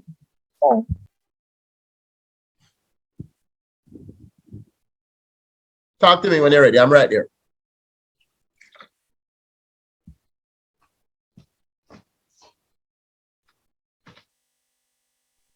Yes, sir. Thank you. All right. Again, on screen, you wanna, the next problem that you see here, if I want to, let me write it over. Some of you might not be seeing it, not sure. There is a square root that says 26.8 here. You want to do that, calculator. and then there's 2.5 raised to the 3 over 2. Calculator again. So you want to find the root of 26.8 on your calculator. All right, and let us say I'm writing it. It's long. So I'm going to write all of it. All right. I'm writing everything right now. So don't laugh at me. 16871,642. And then now for this part, calculator again. So for those of you who depends on your symbol, so I don't want to get into symbol right now, but I'll say you could do this. 2.5. And you could, let us say, is a caret symbol you have like that. You could open a bracket and put 3 divided by 2 in the bracket like that. I'm just saying you can. Because 3 over 2 there, you're representing it there. This would have been the thing to help you to raise the power. That you would know your calculator. So the moment you activate that, you can do that. Or you could put 1.5 in there. What if you understand that 3 over 2 is 1.5? Do it. So this also could have meant to the 1.5. Fine, it's okay, do it. As long as you understand to activate your thing. So you're going to do that to the 1.5. I write it. I'm writing it because I want you to see what I have. Make sure I'm writing the right thing because I do make mistakes. All right, look like me have the right. So I'm going to subtract them. If you don't see that sign, sir, what else you can look for? Is your calculator? That's what I was saying. I don't want to get into the sign thing in the class right now. Everybody calculator. I don't know. You might see something like this. You might see something like this. I don't know. What are you seeing? Something like these. These are the things. Or you might see this. I don't know what your calculator have. Or they're all different. But you're looking for something with a little power. Speak. Sir, why do you have to have brackets when you're using the time? No. I didn't say you have to.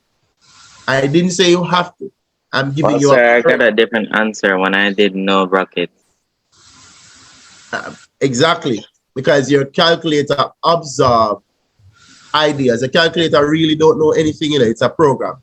So the reason why I put bracket layer, and I was saying that if you activate that symbol and it's a fraction, calculator not going to know. So you're going to have to interpret it for the calculator. And you're going to say, this means 3 divided by 2. So you put it into a bracket because you know that's what you're doing. So you do that. So the calculator will work out 1.5 here for you and do this to it.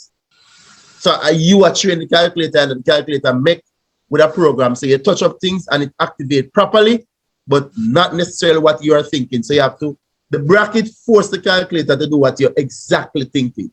So I know that you understand that 3 over 2 means 3 divided by 2. That is why I would suggest that you put it in a bracket so the calculator make no mistake. Make sense? Yes, sir. All right. Michelle, quickly before I want to move on. You find your symbol? And then I press shift. I see the one with the square, the X with the square. I don't want to spend the class time doing it, Michelle. So you're probably going to have to leave. If it's a Casio second edition, the X with the little box can work. So Michelle, let me give you advice. Yes, spend time and work on your calculator and see what works. I can't stay here and tell you because they are all different. Real talk, they are all different. But what I can tell you is the color that you're looking at tells. Color. The colors. So if suppose you see an orange one, it means the orange button activated. If shift is yellow and it is in yellow, you have to touch the shift to get it. If it is in a white, you don't have to do anything. The white is the original program. I think mine is black. And well, as I say, you see it, so it depends. So you have to explore your calculator. Please, explore it. Yes? Right. Sir, I got the answer, but I didn't get it in a negative form. I got it in a positive form. What do you mean by negative? The answer is not negative enough. We haven't worked out the answer yet. Oh, we don't work out the answer yet, man. We were discussing people and their calculator. So let's put out the answer. I don't know what the answer is yet, but it's not negative. It's a positive number. So you're right. You get something like 1.22. Yes, sir. All right. So the main thing is, so you get 1.2, blah, blah, blah, blah, blah. The question really said give two decimal places. See that? So this is where you're going to round to 2. So you would have written off about 3 or 4 because they want you to round to 2. So you want to make sure you pass it. So you pass it and you go to like 3 or 4. Then you do the rounding. So the rounding will be at here. And then you observe this here. It's less than 5. You leave it as 1.22. I'm just saying, trying to get you to maximize your mark system. You don't want to lose anything in the exam. All right, so the answer is 1.22. That's what you got, the person that was saying it? Yes, sir. Yes, sir. All right, good, good, good. All right, let's run on to some more questions now. It says, children go to a rodeo camp during the Easter Monday. This says Miss Riha buys banana and oranges for her children at a camp. So watch this. It says bananas cost $3.85 per kilo. Miss Riha buys 25 kilo of bananas and receive a discount of 12%. How much money does she spend? Now, all you have to do, work out this. This is the amount per kilo, and she's buying 25 of it. Then she's going to get a 12% discount. So let us work it out now. So let us work out the costs that she's going to pay first. That's before. So it's $3.85, and she wants 25. Work out that. Tell me what you get. $96.25. All right. Then now she's going to get a discount, so she's not going to pay this. How much discount is she's going to get? 12%. So what you want is 2 ways of working it. 2 ways of working it. One of the ways, mute your mics. Everybody mute their mics, please. All right, hold on. All right. So one way you could do it, you could find, I'm just saying, one of the ways you could find 12% of this number and subtract it. So let me do it that way first. 12%, right?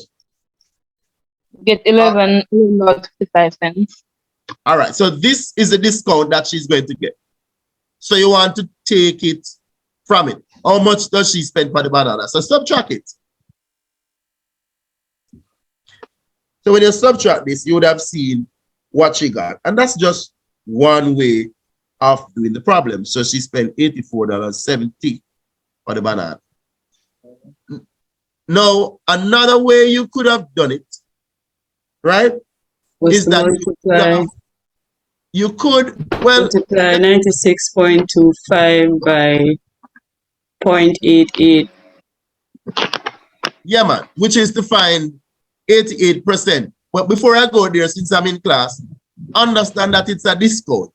So the original price is 100 and you're taking out 12%. So you're at 88.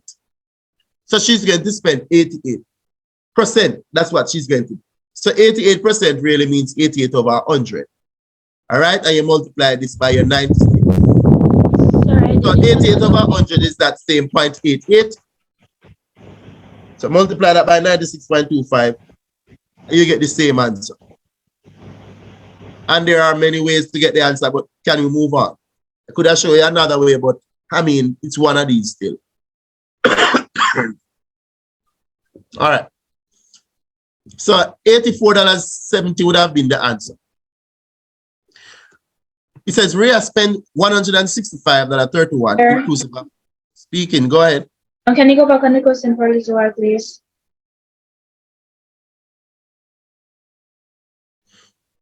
Thank you, I'm finished. It says Ms. Rhea spent $165.31 inclusive. No, this word here is the trouble word. Inclusive of the tax. If you don't see this word, you're going to get the question wrong, no matter what you do. If you don't see it, you will get it wrong. Words are important. All right, calculate the original price. So you see, anybody will find 15% of 165 and subtract it, it is wrong. Because this is not the original price. You can't do that to things that are not original. So, understand that when Miss Rhea buy the thing, she already get it with tax in it. So you know how much she pay for it? She paid 115%. She wouldn't know, you know. That's sir by 165. Yeah. So you want to understand that this is what she have. You must understand that what she have is not 100%. Sorry about that. It's 165. EJ, turn off the fan. So it's 115. Now, the next part of the question is that they are asking for the original price. Original price means 100%. The word original should already force you to know that this is 100. Another word that they could have used was cost. Cost price is also 100. I'm just giving you clues. So you can solve this about 3 ways. I will just do it 2 way or 1, right? Now, what you want to find, you can put at the top. So you could say 100 over 115 and multiply this by this. That's one approach. And it works. What you want to find goes at the top. Make your notes. The percentage you want to find, let it go at the top. The percentage that you got in the question, go at the bottom. And you could do this with it. And the answer comes to you right now.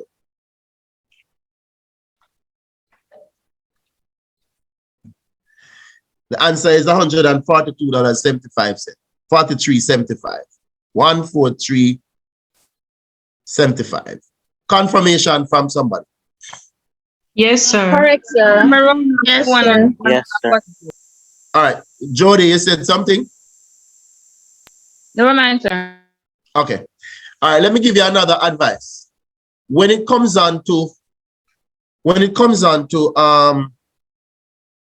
money, it must be 2 decimal places properly rounded off. So they will not tell you, but money has to be rounded off to 2 decimal places. It's a default.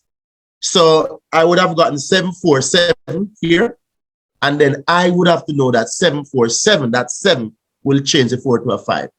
Don't play with their money, right? All right. Can we just move in the interest of time? And there are other ways, but I have to move in the interest of time. Sir, 1 minute, please.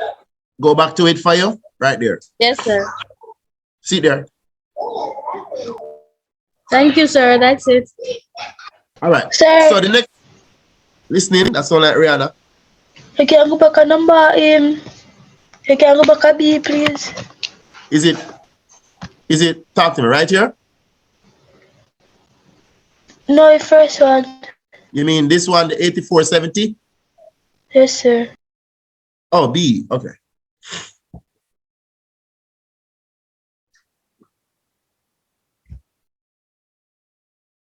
Finish. Finish. Oh, and there. All right. All right. So look at this question. Read it for yourself. This is the ratio of the number of bananas to the number of oranges. You realize different topics that are coming out as you're going through. All right. Furthermore, so the ratio is, remember, you know, this is the ratio of banana to orange. They're always put in order. Furthermore, there are 24 more. Here's the crucial thing, man. 24 more orange than banana. 24 more. You know? Anybody remember we did a specific thing? It's the difference in the ratio. Yes, sir. There's So a difference in the ratio. after it. Exactly. Because the only reason why you have 24 more orange, it is simply because orange get 3 and banana get 2 parts. So you want to say there is a difference between the 2 ratio of 1 part. And you see that 1 part, it led to 24. 24 items more. So you don't have to do any algebra thing here. That's a waste of time. Just understand that there's a difference in the 2 things that they compare. And this is the extra for it. And it's in the moment I realize, and luckily this is even 1. I don't have to do any big work. 1 part is 24 right now. Because 3 from 2 is 1. 2 from the 3 is 1. 1 part is 24. So what could they ask me? Calculate the number of bananas. Of course, we can calculate the number of bananas. Because how many parts did banana get? 2 parts. 2 parts. So we can simply say this banana is 2 parts. But if I know that 1 part is 24, 2 parts. Just times it by the 2. Exactly. 48 bananas. Very simple. So no algebra, nothing. Go ahead. I'm sorry, I did not see this part in the class. I didn't teach this class. So could you just do a little bit explanation for me with the ratio? I can't really explain ratio from beginning because it's not a thing I can explain in 2 seconds.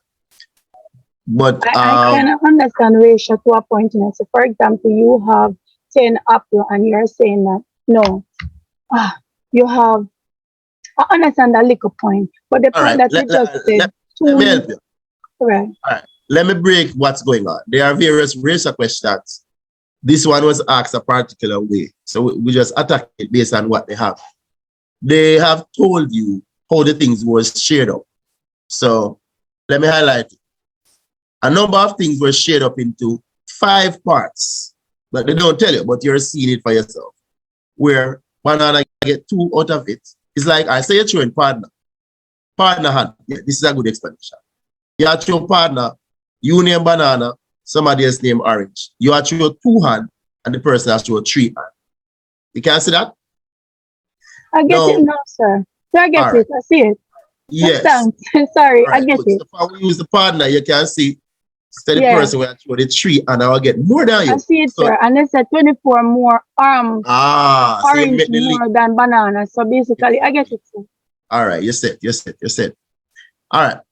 Now, here's another number 2 now. As a different way. I'm going, those that adjusted is another way, a number 1 came. These are number 1 again. This is another number 1 again. And it ends there. So here we're looking at another type of number 2 again. So more factorization, they're changing it up. But you could see, by now you're supposed to see the idea what you need to look over for the exam. Factorize completely, this comes here, nowhere else. Now remember now, let us do our ABC. Why? Because you're seeing that based on this, it's a quadratic, and with a quadratic expression, is the AC method you use. Don't bother waste time with anything else, right? A is 5, B is -9, C is 4. Let's find AC, which means A multiplied by C, and it is 20. I'm not saying this is the only way you have to do it. All right, this is not the only way that you have to approach a problem like this, but it's kind of the safest way. Whenever AC is positive, there are only 2 possibilities. It's either you multiply 2 negative numbers to give a positive, or you multiply 2 positive numbers to give a positive. So whatever numbers we're looking for, it's either going to be a double negative, meaning both of them are negative, or both are positive. Now, the numbers you're looking for will be factors of 20. So we like to find factor pairs. 1 times 20, 2 times 10, and 4 times 5. One of these pair can be added to give 9. And you're seeing that, hey, oh, sir, it's 4 and 5 give 9 in a month. And we agree. It's 4 and 5 give 9. But no, it's either you're going to have +4, +5, or -4, -5. Or because AC is positive, see here? So when you look at it, because B is actually, this is the issue now. B is a negative number. When you add these, you must get B. So -4, -5, add, give -9. You can't use anything else. So you're going to have to use -4, -5. So look at this. If I multiply -4, -5, I get back +20. And if I add -4 plus -5, I get -9. And that is what you want. The numbers must solve. The multiplication of them give back AC. The addition of them give back B. So now you're going to carry out your working by replacing the -4 and the -5 where the 9 is. So this part will be replaced by these. Hence, we put them there. Factorize 2 by 2. So now you're doing grouping. X is common for the first group. 5x there. 5x minus 4. And you look at, you see 5x and a 4, so -1 is what I need to change that. Whenever you factorize out, like, I see the bracket and you're seeing it back up top, you know, like you're seeing it back here again. It's supposed to give you a little edge that, oh, is a 1 I need. So it's either the one is going to be positive or negative to change it up. So it's a -1 so that the two brackets will look the same, as you could see. So now you could either write back the bracket if you want.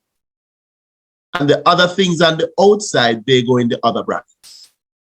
You might want to do this. It's the same answer. It doesn't matter. Up to you. That's the answer. Quick factorization. So if you notice, you get the difference at 2 square gone already. You get the highest common factor gone already. And we do the grouping here as well as the AC method here. That's the 4 types of factorization that can come. All right.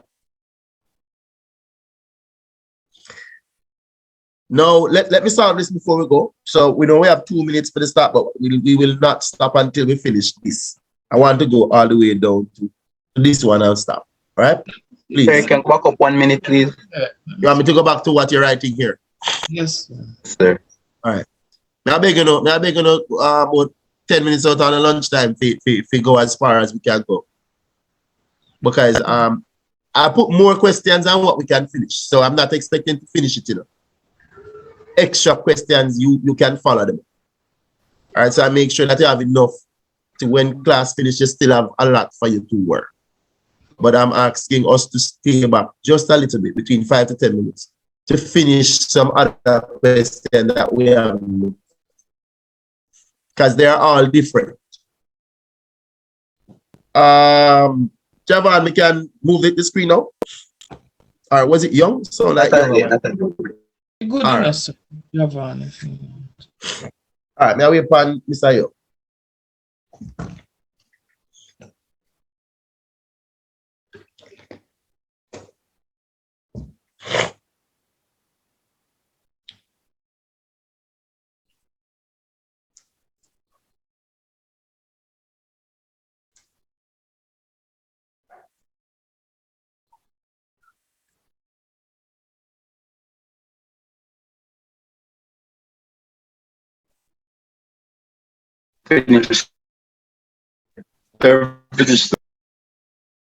All right.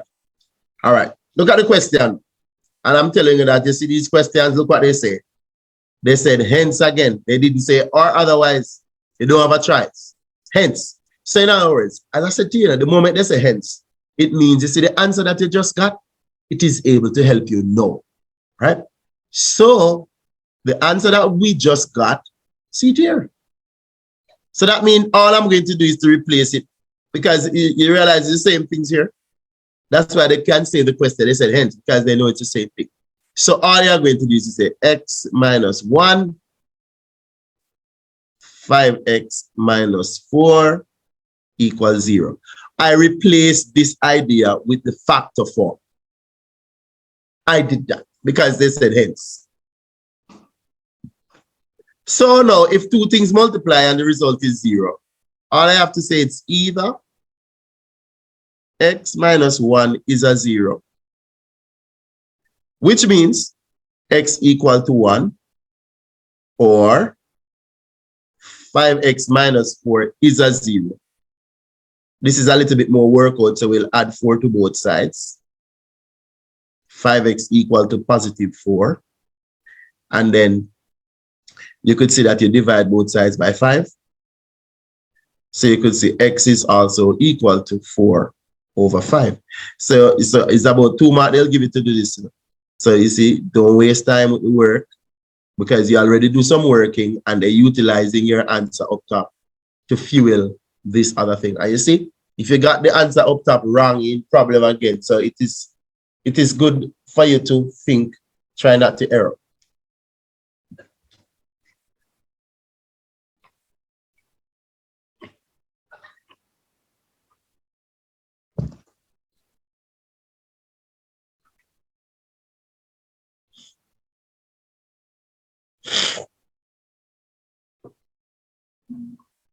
All right, any question to that? Remember, we are maximizing the time now.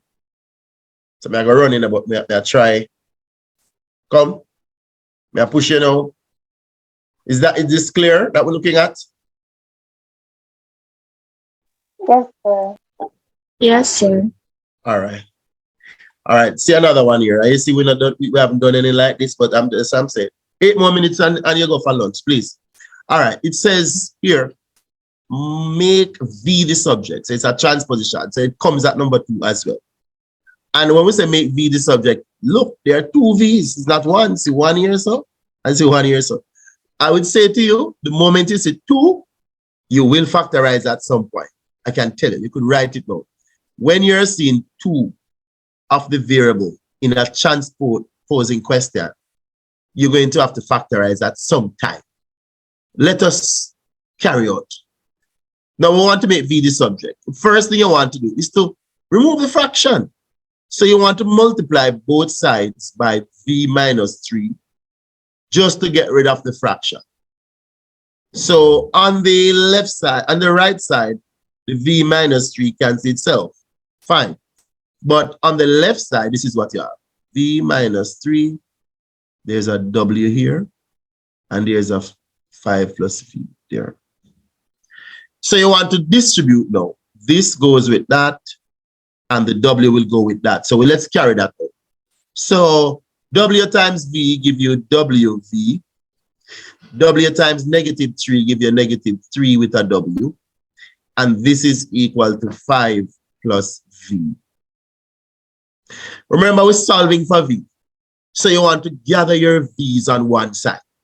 So if I'm going to gather the V's on one side, this V will need to come link over here, while this negative thing will move to come over here. But understand this. When you're shuffling the pack, things change in terms of the sign. So if you're on the right side as positive, and you're coming on the left side, it's a subtraction is going to be. So what I mean is WV will be a minus V here. Now that V will be minus V when it comes across. The 5 is there, okay. But you see this negative 3W will be positive 3W. Please take note of that. That's the only thing, right? And it's because I don't want to mess up the entire thing. All right, why I just don't do the long working, because I'm assuming that we know what's going on. So now I gathered all the V's together, as you can see. So now I'm going to factorize out V because I need to have a single V. So if I factorize V, look what's going to happen. W minus 1. Because when I say V into WV, I'm left with W. And when I say V into negative V, I get negative 1. This is now equal to 5 plus 3W. Now you're seeing that we're almost there. Because if I divide both sides by W minus 1, you could see this cancels itself.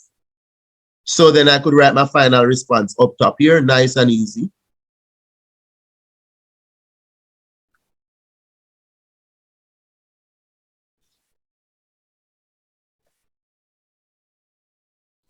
That's the answer. Because the question wanted us to let V be the subject. So you have to do, in other words, when you're transposing, it's another way of saying solve for V. It's just that you're not getting a numeric answer, not a numeric value for your answer. All right? Not getting a numeric. You want me to do what? Because I haven't moved the screen. Go back because we lost. All right. Oh, you're suggesting that we re-explain, you mean? Yes, all right. Curtis, stay on the phone. Let me ask you some questions. Curtis, open your mic. I have to talk to you. Castle, stay on the mic. You will talk to you. All right. Where was it a little bit confusing to you? Where? So I'm going to highlight some lines. Let me pick the lines and you could stop me. Were you okay here? Yes, sir. Were you okay here? Or this Yes, was sir. where? All right, you were okay there. Then you don't have a problem. So let me take it. Double minus 1. Yeah, man. That's what I'm saying. I'm going to write back that part now. Watch this now. You're referring to right here.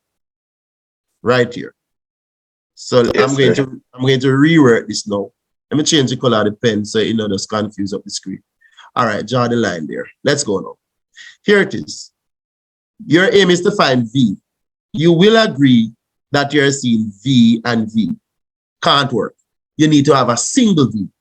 Now, you have to employ, that's why I was saying in the beginning, if you realize that you're seeing two of what they want to be the subject, note it mentally that you're going to factorize at the end. And this is where it is coming. Now, factorization can help you to have a single V. Because what is the common factor here, Curtis? V. So you said, take out the V, open a bracket. V into WV. You're left with W. Agree? Yes, sir. V into V, this is where the negative 1 comes now. V into V is 1 and it's not 0 enough. You feel like a 0, you think. What Yes, you sir, thinking? All right, you're good then. Say, all right. So we now have to finalize it. Yes, sir. That's where it came from, right there. All right, because I say it again. So guys, the moment you're not clear, stop me. Because a lot of time it's just one little thing needs to be said and then you're right back on track. All right. All right, I won't rob your lunchtime. I did say. All right, so let me just stop right here. Direct proportion. All right, we have, I think time is up. I have 1 minute. I have less than a minute. I don't want to go over the time. So let us just, you want me to stop or you want me to work out C? You decide. You want me to work out this? All right, let's do work out. All right. It says the height h of an object is directly proportional to the square root. This is called variation. All right. So the height, let me write the relationship same time. The height h is directly proportional to the square root of the perimeter P. To the square root of the perimeter. But remember, when you're doing variation, there is what we call the constant of variation, which is always right here. So you could choose a letter for yourself. And I'm going to choose a letter K. That part is a default that is in variation. They will not tell you about it a lot of times. But you have to know that there is a constant of variation. So the height is directly proportional. This is how you write it out. Look, height for h is equal to square root of P. See there? But there has to be something between it. There is the constant. You put it there all the time. Write an equation to show the relationship. This is what they wanted to see. That h is equal to k with the square root of P. And you can tell them that k is the constant of variation. And the thing is, sometimes they will tell you a letter you are to use for the constant of variation. They did not tell us, so I created it for myself. It's 1 mark because they're not expecting anything magical. So that is the formula for it. Now look at what they're doing. Let me write the formula down here because I'm going to use it. See it there? Now look at the question that follows. Given that h is 54, p is this, determine this. Sir, go ahead. When you finish explaining this, can you go up let I finish write it? No man, you want me to go back here? I'll wait. Okay. I'll wait. You need to have it. Let me know when you're finished.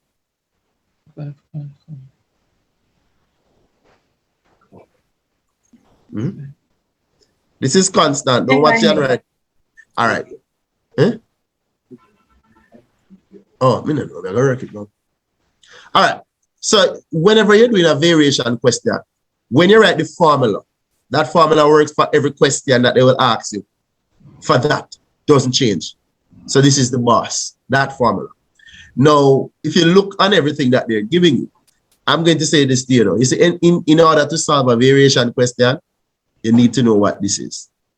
It is the key, right? So currently, they are going to give a situation that will allow you to know what it is, but they're not going to tell you. So you see, what they ask you to find, don't even think about that yet. What you want to do first is to find a value for k, but you're going to use something that occurs already, the first, because if you notice, they give you a value for h and they give you a value for p already. So you can substitute it here and here to know what k is, but they're not telling you. You just need to understand that this is how every variation question works.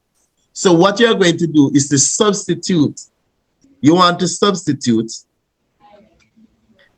the 5.4 for h, and you want to substitute the 1.44